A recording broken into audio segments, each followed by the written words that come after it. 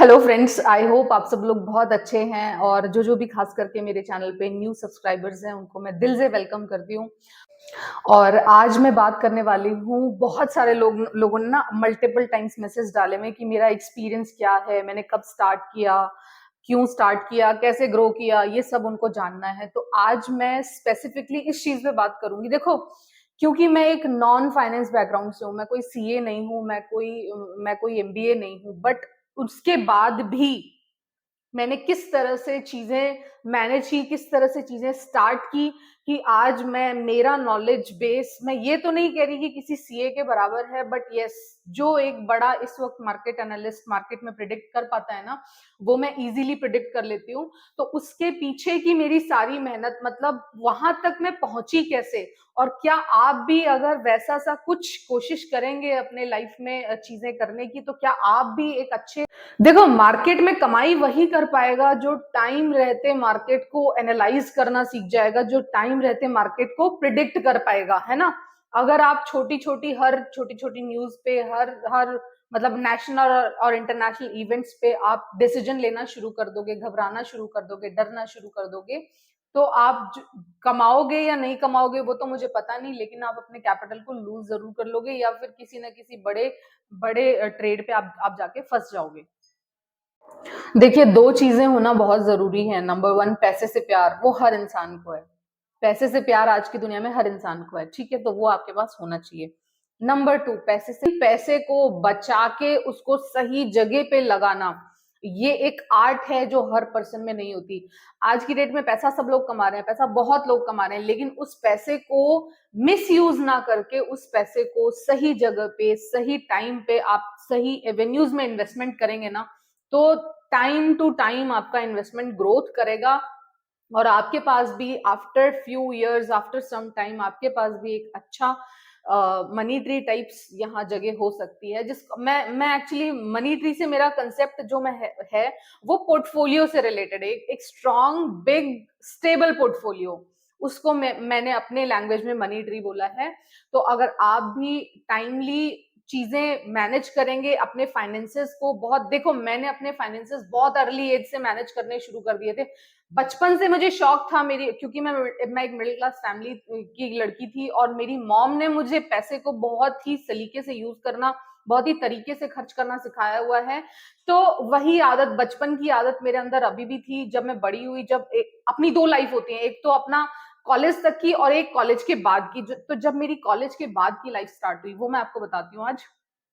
देखिए, जब मेरा जॉब लग गया था, फर्स्ट सैलरी आई, सेकंड सैलरी आई, अपने जितने भी जो भी ख्वाहिशें होती हैं, जो भी हमें शॉपिंग करनी होती है, जो भी हमारे मन में छोटी छोटी इच्छाएं होती है ना, तो वो हमारी फर्स्ट सेकंड थर्ड सैलरी आते आते हमारी फिनिश होने लगती है। मतलब हमें जो भी कुछ करना होता है अपने लिए, कि कुछ खाना है, कि कहीं घूमने जाना है, कि कहीं कुछ पहनना है, वो सारी चीजें हम फर्स्ट सेकंड थर्ड सैलरी तक कर चुके होते हैं। तो मेरे साथ भी सेम केस था, फर्स्ट सेकंड थर्ड सैलरी तक मैंने अपनी सारी ख्वाहिशें पूरी कर ली थी। और उसके बाद जब मेरे पास पैसा सेव होने लगा था, मतलब मैं देखती थी कि मेरी अलमीरा में पैसे मतलब रखे हुए हैं, मैं खुद से पूछती थी कि मुझे जो जो करना था वो सारी चीजें मैं कर चुकी हूँ, राइट। ठीक है, उस वक्त जितना दिमाग था, एज 20 साल की थी, तो जितना दिमाग था और जितनी इच्छाएं थी वो मेरी ऑलमोस्ट पूरी हो चुकी थी 1 2 3 महीने की सैलरी में। जब फोर्थ फिफ्थ मंथ आने लगा और वो मेरे पास वो पैसे पाइल अप होने लगे, मतलब मैं मतलब अदर देन एक्सपेंसेस बचता था, उस कैश को लेके मुझे एक चीज लगती थी कि मैं इस कैश को सबसे बेस्ट कहाँ पे ग्रोथ कर सकती हूँ, मतलब मैं इस कैश के साथ और क्या कर सकती हूँ, ताकि जो मैं अर्न कर रही हूँ, जो मेरी मेहनत है, वहां से तो जो अर्निंग आ रही है वो आ रही है, लेकिन ये जो कैश यहाँ रखा हुआ है, इसको मैं कैसे और बेटर मैनेज करूं कि ताकि मुझे इस पे भी कुछ मिले, है ना। तो उसके लिए तब मैंने, जो मेरे जिन्होंने मुझे शेयर मार्केट सिखाया, अभी जो मेरे, जिनको मैं अपना मेंटोर भी कहती हूँ, मिस्टर BS कछावा सर, जो मेरे उस वक्त सीनियर हुआ करते थे, जिनके अंडर में काम करती थी, तो उनके पास मैं एक दिन जाके और मैंने उनसे सबसे पहले उनसे पूछा था, लंच के बाद का टाइम था, मैंने उनके पास जाके पूछा था, मैंने कहा सर, आप अपने पैसों के साथ क्या करते हो, मतलब आपने घर बनवाया हुआ है, आपके पास गाड़ी वाड़ी है, ठीक है, अभी मैं छोटी हूँ, किसी दिन मेरे पास भी हो जाएंगी ये सारी चीजें, लेकिन जो आपका कैश होता है, जो आपके सेविंग अकाउंट में पैसे होते हैं, आप उन पैसों के साथ क्या करते हो, मतलब आप, आपका इन्वेस्टमेंट का क्या जरिया है, आप कहाँ पैसा लगाते हो, क्या आप गोल्ड खरीदते हो, क्या आप प्रॉपर्टी खरीदते हो। तो उन्होंने हंसते हुए मुझे उन्होंने पहले मुझे 5 मिनट तक देखा था कि एक 20 साल का बच्चा आके मुझसे इस तरह की बात पूछ रहा है। मतलब जो जो यूजुअली लोगों का वो टाइम होता है कि पैसे को खर्च करने के तरीके लोग पूछते हैं, मैं उस वक्त पैसे को इन्वेस्ट करने का तरीका उनसे पूछ रही थी। तो पहले तो 5 मिनट तक वो मुझे देख के बस मुस्कुराते रहे, और उसके बाद में उन्होंने बस एक चीज मुझे कही कि बेटा मैं तुम्हें जरूर सिखाऊंगा, मैं तुम्हें जरूर बताऊंगा कि पैसे का सही यूज क्या है, पैसा सबसे ज्यादा सेफ और सबसे ज्यादा ग्रोथ कहाँ पैसा करेगा, मैं तुम्हें एक दिन जरूर बताऊंगा। मुझे ऐसा जिस दिन लगेगा मैं आपको बताऊंगा। फिर क्या हुआ ना कि जैसे जैसे हमारा टाइम और बीता, साथ में उन्होंने मुझे देखा, मेरे को मतलब काम करते हुए देखा, मेरी अंडरस्टैंडिंग देखी, मेरा मेरा नॉलेज मतलब मेरा मेंटल लेवल देखा। सबसे सबसे ज्यादा जरूरी है आईक्यू होना। देखो, जरूरी नहीं कि आपके पास फाइनेंस बैकग्राउंड है या नहीं है, लेकिन हाँ, कोई भी बबलू पिंकू डब्लू रामू शामू आके यहाँ पैसा कमाना चाहेगा ना शेयर मार्केट में, ये इम्पॉसिबल है यहाँ शेयर मार्केट से पैसा कमाना। क्योंकि मैं आपको अपने हर हर वीडियो में आपको ये बताती हूँ कि आप किनके अगेंस्ट खड़े हो।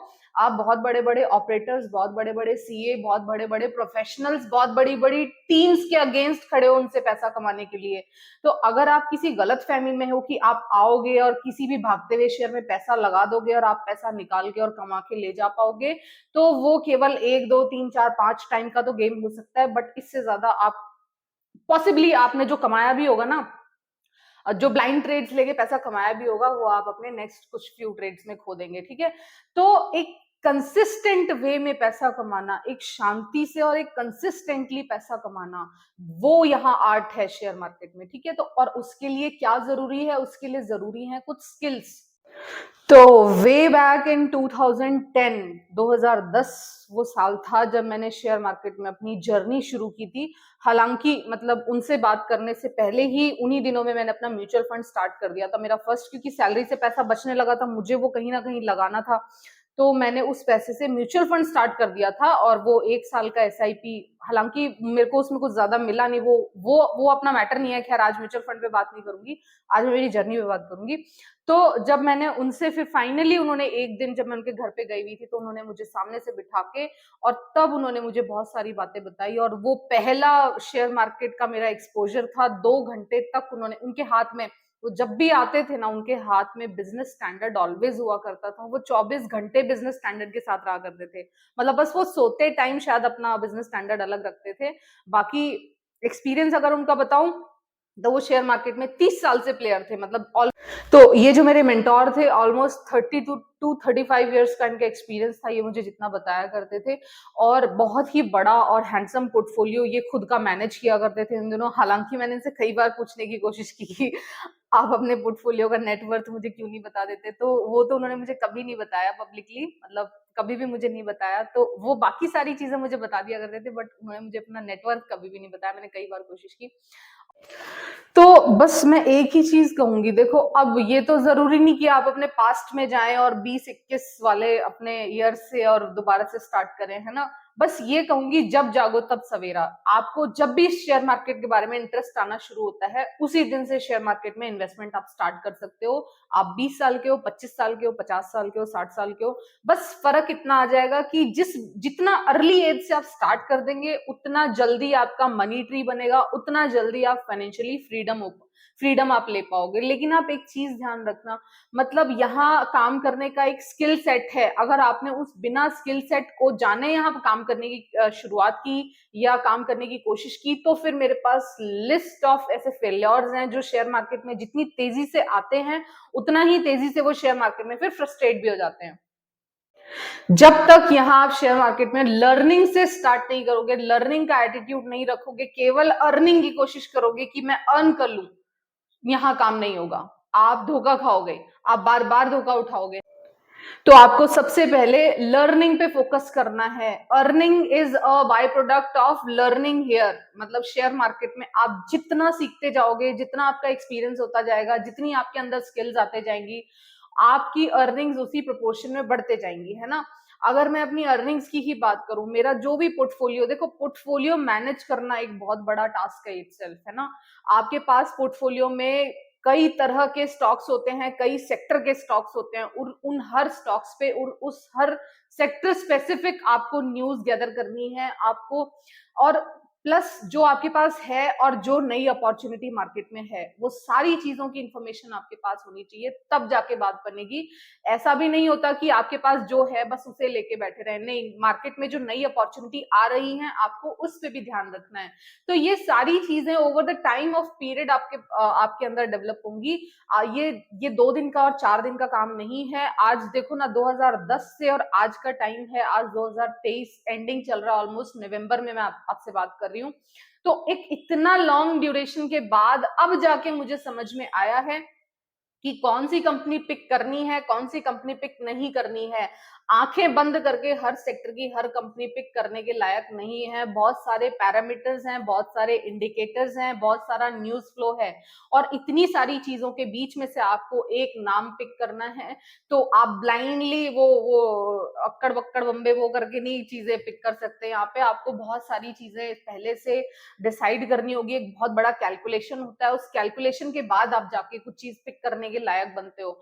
तो स्टार्टिंग के 3 साल तो मैं आप लोगों को बस ये बोलूंगी कि जो भी पर्सन यहाँ शेयर मार्केट में नया है ना, स्टार्टिंग के 3 साल तो उसको अर्निंग से ज्यादा कि उसकी अर्निंग हो रही है कि नहीं हो रही है, उससे ज्यादा उसको लर्निंग पे फोकस करना चाहिए। मतलब अंधाधुंध कहीं भी पैसा लगाने से बेहतर है कि वो अपना अच्छा, जो ये 2-3 काम मैं आपको बताती हूँ कि न्यूज़पेपर पढ़िए, जी बिजनेस, सीएनबीसी पे एनालिस्ट के व्यूज सुनिए। मतलब मैं ये नहीं कहती कि उनके व्यूज सुनते ही आपको जाके सीधे ट्रेड ले लेना है, नहीं, ट्रेड लेने के लिए मैं नहीं कहती, न्यूज बेस्ड ट्रेड्स आपको लेने भी नहीं है। न्यूज बेस्ड ट्रेड्स केवल ट्रैप के लिए होते हैं। अक्सर किसी भी शेयर में आप देखिए, जो भी काम वहां होना होता है ना, वो न्यूज आने से पहले हो चुका होता है। न्यूज आने पे तो वो शेयर टूटता है, न्यूज आने पे तो वो शेयर में अलग तरह की हलचल होती है ना। तो आपको न्यूज आने से पहले शेयर्स को प्रिडिक्ट करना। देखिए, कोई फर्क नहीं पड़ता आपका एजुकेशनल बैकग्राउंड क्या है, आपका फाइनेंशियल बैकग्राउंड क्या है, अगर आप में सीखने की चाहत है, यहाँ डेली अपडेशन है, उस अपडेशन के साथ आप खुद को कितना कोप अप कर पाते हो, बस वही आपको डिफरेंस क्रिएट हो जाएगा। आप कितना भी हाईली प्रोफेशनलाइज हैं, आप कुछ भी हैं, आप फाइनेंस के कितने बड़े भी एक्सपर्ट हैं, लेकिन अगर आपने यहाँ अपडेशन नहीं रखा तो दिक्कत है।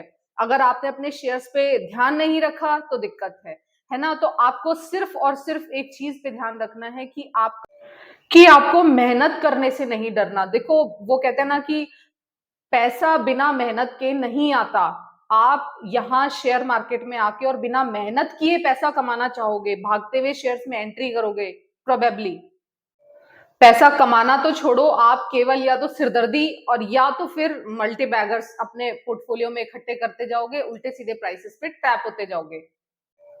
मेरा मेरा जो काम करने का तरीका है ना, वो 3 चीजों पे बेस्ड है। जो मेरे पास्ट 10, 12, 13 इयर्स का एक्सपीरियंस है, उसके अकॉर्डिंग मेरा काम करने का तरीका इन 3 चीजों पे बेस्ड है। नंबर 1, न्यूज़पेपर की रीडिंग से मेरा over the period of time मेरा नॉलेज बेस क्रिएट हुआ है। नंबर 2, फंडामेंटल एनालिसिस, कंपनी के पैरामीटर्स की जानकारी लो। यूट्यूब पे बहुत सारे वीडियोस हैं, आप देखो कितने कितने पैरामीटर्स, कहाँ कहाँ किन किन चीजों की जरूरत है। और number 3, technical analysis self observation है ना। कोई आपको टेक्निकल एनालिसिस सिखा नहीं सकता। टेक्निकल एनालिसिस मेरी लैंग्वेज में बेस्ट है कि खुद से चार्ट रीड करना सीखो, खुद से चार्ट का एक्शन, हर कंपनी का अलग तरह का एक्शन है, हर कंपनी का एक अलग तरह का पैटर्न है, बिहेवियर है, देखना और सीखना होगा। कुछ बेसिक रूल्स हैं सारी ही चीजों के। मतलब एक मोटा मोटा, अगर आप नए हैं बिल्कुल और आपको किस तरह से फंडामेंटल एनालिसिस करना सीखना है, टेक्निकल एनालिसिस करना सीखना है, न्यूज एनालिसिस करना सीखना है। न्यूज एनालिसिस तो मैं अपने प्लेटफॉर्म पे आपको बताते ही रहती हूँ कि कोई भी न्यूज आती है ना, उसका क्या मतलब होता है, क्या मतलब नहीं होता है ना। ये सारी चीजें तो मैं आपको बताते ही रहती हूँ। अभी जियो फाइनेंशियल सर्विसेज पे भी एक न्यूज आई हुई है, कल परसों ये शेयर ने एकदम हाई किया था, लेकिन वो एकदम बेकार की न्यूज है, वहां पे लोग ट्रैप होंगे फिर से। मैंने मतलब वीडियो बनाने की कोशिश करी थी, बट मेरे को थोड़ा टाइम लैग था तो मैं वीडियो बना नहीं पाई थी। तो जियो फाइनेंशियल सर्विसेज, चलो 2 मिनट बात कर लेते हैं जियो फाइनेंशियल सर्विसेज पे। जियो फाइनेंशियल सर्विसेज जो पहले एज एन एनबीएफसी लिस्टेड हुई थी, जब उसका आईपीओ आया था तो वो एज एन एनबीएफसी लिस्टेड हुई थी। लेकिन एनबीएफसी लिस्टेड होने के बाद अब फाइनली जब उनको कुछ खास दिख नहीं रहा और आरबीआई का भी एक्शन आ गया है कि आरबीआई ने जो एक्शन लिया है, कोई भी अनसिक्योर्ड लोन देने की कोशिश करता है या पर्सनल लोन देने की कोशिश करता है, और जियो फाइनेंशियल सर्विसेज सिर्फ एक ही चीज पे जीत सकता था। बाकी बड़े जो अभी इस वक्त मार्केट में प्लेयर है, like Bajaj finance, Aditya Birla capital, LICs या जो भी और चोलामंडलम फाइनेंस, महिंद्रा फाइनेंस, अगर इन सारी फाइनेंस कंपनी की बात करूं तो इनके मुकाबले अगर जियो फाइनेंस सर्विसेज को आना था ना, तो ये सिर्फ और सिर्फ एक ही चीज पे खेल सकते थे जो मुझे लग रहा था, वो था कि ये पर्सनल लोन्स और ये जो छोटे छोटे क्रेडिट कार्ड्स, मतलब जो अनसिक्योर्ड लोन्स है ना, ये धड़ाधड़ बांटेंगे। जो स्ट्रेटजी के साथ इन्होंने जियो की सिम्स मार्केट में उतारी थी ना, कि बस बांट दो, उस तरीके से शायद ये मार्केट कैप्चर करेंगे, लेकिन अब उसकी संभावना बिल्कुल खत्म कर दी गई है। उसकी संभावना ऑलमोस्ट जीरो हो गई है जब से एनबीएफसी को लेके, कि जब से अनसिक्योर्ड लोन्स को लेके आरबीआई ने अपनी पॉलिसीज टाइटन की हैं, तो जियो फाइनेंशियल सर्विसेज के लिए और भी ज्यादा मुश्किलें पैदा हो गई हैं। और अब जो अभी 2-3 दिन पहले मैंने जियो फाइनेंशियल सर्विसेज को लेके लेटेस्ट न्यूज अपडेट्स देखा था, वो मैं आपको थोड़ा सा बता देती हूँ क्या था। तो ये न्यूज मैं आपको पढ़ के बता देती हूँ। Jio financial services applies to convert to core investment company. मतलब पहले जो जियो फाइनेंशियल सर्विसेज जब ये लिस्ट हुई थी तो ये एज एन एनबीएफसी काम करना चाहती थी, लेकिन अब ये कोर इन्वेस्टमेंट कंपनी की तरह काम करेगी। और कोर इन्वेस्टमेंट कंपनी का मतलब होता है केवल और केवल एक ऐसी कंपनी जो उसके जो पहले से जिसकी वो सब्सिडरी है, लाइक जो रिलायंस की जो बाकी कंपनीज हैं, केवल वो उन्हीं में इन्वेस्टमेंट करेगी। जो मतलब इसका पैसा होगा वो पैसा घूम फिर के उन्हीं की कंपनीज में इन्वेस्ट होगा, वो बाहर के किसी और अदर बिजनेसेस में नहीं लगेगा। तो आप समझ रहे हैं। तो शेयर मार्केट में अगर आप पैसा कमाना चाहते हैं ना, तो मोटा मोटा एक चीज बता देती हूँ, ये एक फाइनेंस रिलेटेड मार्केट है जिसमें कि सारा काम चलता है स्पेकुलेशन पे। कि एक तो आपकी फाइनेंस की नॉलेज अच्छी होनी चाहिए और दूसरा आपका स्पेकुलेशन अच्छा होना चाहिए। थोड़ा सा आपको ओवर थिंकिंग करके चलनी है कि शेयर का प्राइस अगर बढ़ रहा है तो वो कहां तक बढ़ सकता है। और वो स्पेकुलेशन आपकी कब होगी, जब आपके पास उस शेयर और उस सेक्टर से रिलेटेड न्यूज होगी, डेटाबेस होगा, और उन डेटाबेस की कनेक्टिविटी होगी कि इसका नेशनल और इंटरनेशनल इवेंट्स का किस तरह से इस चीज पे इंपैक्ट पड़ सकता है। आपको न्यूज को एक होलसम वे में जाके कवर करना होगा। किसी भी न्यूज को यहाँ या आपको एक स्टैंड अलोन बेसिस पे काम नहीं करना होगा। उस न्यूज से जुड़े हुए बहुत सारी चीजें हैं जो आपको कनेक्टिविटी में यूज करके काम लेनी पड़ेंगी, है ना। अगर आपने किसी भी एक सिंगल स्टैंड अलोन न्यूज पे ट्रेड लेने की कोशिश की ना, थोड़ा सा दिक्कत हो जाएगी, शायद आपका वो ट्रेड चले या ना चले। लेकिन आपने कोई भी ट्रेड आपने कोई किसी कनेक्टिविटी में ऐड करके लिया ना, उसके बाद में वो ट्रेड चलना आपके लिए थोड़ा पॉसिबल हो जाएगा। मैं अगर अपने IRB शेयर की बात करूं कि IRB में मैंने 33 के आसपास में मैंने एंट्री बनाई थी, जो मेरा फर्स्ट स्मॉल, क्योंकि थोड़ा कंपनी के फंडामेंटल्स अच्छे नहीं थे, तो इसके चलते मैंने 33 पे अपना फर्स्ट एक छोटा स्टेक लिया था वहां पे, ये देखने के लिए कि हाँ ये ट्रेड मेरा चलेगा या नहीं चलेगा। तो उसको वो भी मैंने कब देखा था, जब मेरे पास IRB से रिलेटेड कंपनी का डेटा था, कंपनी फंडामेंटल्स थे, फिर गवर्नमेंट की पॉलिसीज थी, और फिर इस कंपनी के फ्यूचर को लेके मेरे को ना स्पेकुलेशन था।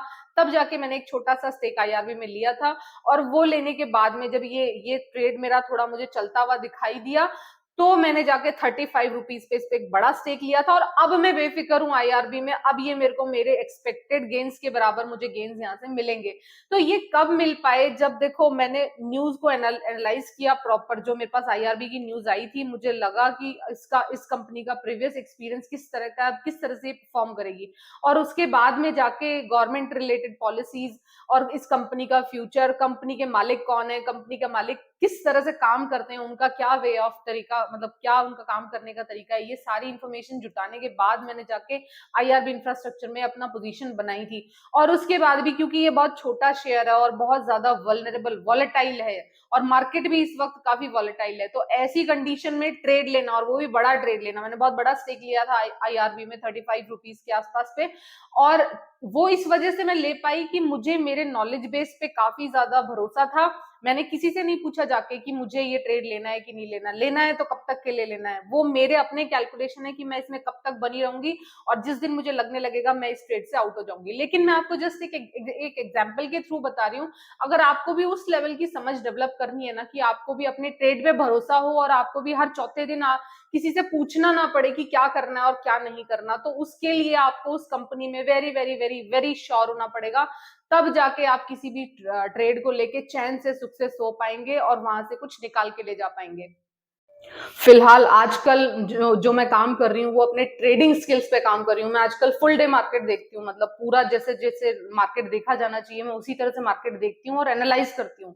और और यही वजह है, मतलब उसी एनालिसिस का रिजल्ट है कि जो मैंने ई क्लर्क सर्विसेज पे, देखो पहली बात तो मैं आपको ये बता दूं, ई क्लर्क सर्विसेज जब मैंने जिस दिन लिया था तो वो मैंने इन्फोसिस, टीसीएस, विप्रो और भी 2-3 बड़ी बड़ी कंपनीज, एचसीएल टेक, इन सब को फंडामेंटली मैंने ई क्लर्क सर्विसेज से जब मैंने कंपेयर किया, कंपनी का फ्यूचर प्रोडक्ट प्रिडिक्ट किया, तो ये सारा क्या था, मेरा फंडामेंटल एनालिसिस, मतलब फंडामेंटल एनालिसिस। और उसके बाद जो मैंने ये 2150 रुपए पे मैंने जो फर्स्ट अपना एक स्टेक कट किया था इक्लर्क सर्विसेज से, तो वो था मेरा फंडामेंटल एनालिसिस स्टडी के थ्रू मेरा प्राइस टारगेट, मतलब कि मुझे लगा था कि ये वाला शेयर मुझे इतने टाइम पीरियड में इन सारे फंडामेंटल्स और इन सारे इंडिकेटर्स के साथ में मुझे इतना रिजल्ट और इतना गेन तो दे ही देगा। लेकिन 2150 के बाद से फिर मैंने अपने टेक्निकल्स पे, टेक्निकल नॉलेज पहले भी था, लेकिन उन दिनों जब मैंने जब ये शेयर काफी जोर से चल रहा था तब ई क्लर्क सर्विसेज, क्योंकि इधर क्या हो रहा है ना कि इधर कुछ दिनों में क्या हो रहा है ना कि चीजें बहुत भाग रही हैं, क्योंकि बुल रन है तो बुल रन में सब लोग आके पैसा लगाते हैं, तो ऐसे में क्या होता है ना कि आप डर के या अगर आप में टेक्निकल नॉलेज का डेफिसिट है ना तो आप अपने उस ट्रेड से जल्दी बाहर आ जाते हो। तो मैंने अपने टेक्निकल नॉलेज को साउंड करने के लिए ये पिछला जो पूरा लगभग 2 महीने का टाइम है ना, जो लगभग अक्टूबर ऑनवर्ड्स, अक्टूबर और पूरा का पूरा नवंबर, मैंने सबसे ज्यादा जो काम किया ना वो अपनी ट्रेडिंग स्किल्स पे काम किया है कि मैं ट्रेडिंग अपना कैसे सुधार सकती हूँ। मतलब फंडामेंटल एनालिसिस, देखो सबसे पहले तो काम क्या है, न्यूज बेस क्रिएट करना, न्यूज गैदर की है कि किन किन सेक्टर में चाल है, किन सेक्टर में कुछ मिलने वाला है। उसके बाद में उस सेक्टर रिलेटेड कंपनी के फंडामेंटल्स को स्टडी किया है, उसको ट्राई आउट किया, उसके बाद में जाके मैंने जो ई क्लर्क सर्विसेज में भी मैंने 2150 पे अपना हाफ स्टेक ही कट किया था और हाफ रख लिया था नेक्स्ट उसके लिए, तो वो था मेरा टेक्निकल स्टडी का रिजल्ट। मतलब मेरे जो टेक्निकल स्किल्स हैं उससे जो मुझे बेनिफिट मिला ना वो वहां पे एग्जीक्यूट होता हुआ दिखा, जो मैंने ये 1-1.5-2 महीने में सीखा है ना, वो सारी चीजें मैंने आईआरबी के ट्रेड पे और ई क्लर्क सर्विसेज के ट्रेड पे तो मैं आपको यही बता रही हूँ कि देखो सारी चीजों का मिक्सअप है, न्यूज फ्लो, टेक्निकल एनालिसिस और फंडामेंटल एनालिसिस, किसी भी एक चीज से बात नहीं बनेगी, आपको तीनों चीजों पे कमांड करनी होगी, तीनों चीजों पे कमांड करोगे तभी आप यहाँ कुछ लेके जा पाओगे, है ना। किसी भी एक चीज में डेफिसिट रहता है तो बात नहीं बनेगी, तो दिक्कत रहेगी, आप बार बार डाउट्स का शिकार रहेंगे, आपको लगेगा कि क्या लेना है क्या नहीं लेना है ना, फॉलो की है बीपी। तो जाते जाते बस लास्ट में यही कहूंगी कि बिना फाइनेंस के बैकग्राउंड के बावजूद और एक सिंपल सी छोटी सी मिडिल क्लास फैमिली से होने के बावजूद अगर मैं शेयर मार्केट में इतना अच्छा कर पा रही हूँ और इतना लंबे टाइम तक टिकी हुई हूँ, सबसे ज्यादा इंपॉर्टेंट, मतलब अच्छा करने से भी कहीं ज्यादा इंपॉर्टेंट होता है लंबे टाइम तक टिके रहना। लोग आते हैं 1-2 साल में होपलेस हो जाते हैं और वो वापस बैकआउट कर जाते हैं। तो टिकना भी, यहाँ पिच पे टिकना भी उतना ही जरूरी है जितना कि आप नॉलेज के साथ साथ आपको पेशेंस भी रखना होगा शेयर्स में। मैंने बहुत सारे ऐसे शेयर्स देखे हैं जो बहुत नीचे नीचे तक जाने के बाद भी वापस रिकवर किए हैं, ठीक है। तो अगर किसी शेयर में, किसी सेक्टर में आपका नॉलेज डेफिसिट है तो उस शेयर में थोड़ा सा अपना होल्डिंग पीरियड बढ़ा दें आप, आपको अपने रिक्विजिट गेन जरूर मिल जाएंगे, ठीक है। तो आई होप आपको मेरा ये वीडियो अच्छा लगा हो, एक्सपीरियंस ही है जो आपको यहाँ लंबा टिकने में और बड़ा पैसा कमाने में मदद करेगा, चाहे आपका बैकग्राउंड कुछ भी हो। आई होप आपको मेरा वीडियो पसंद आया है तो प्लीज लाइक करके जाना, ठीक है। So goodbye, take care, tata, bye bye.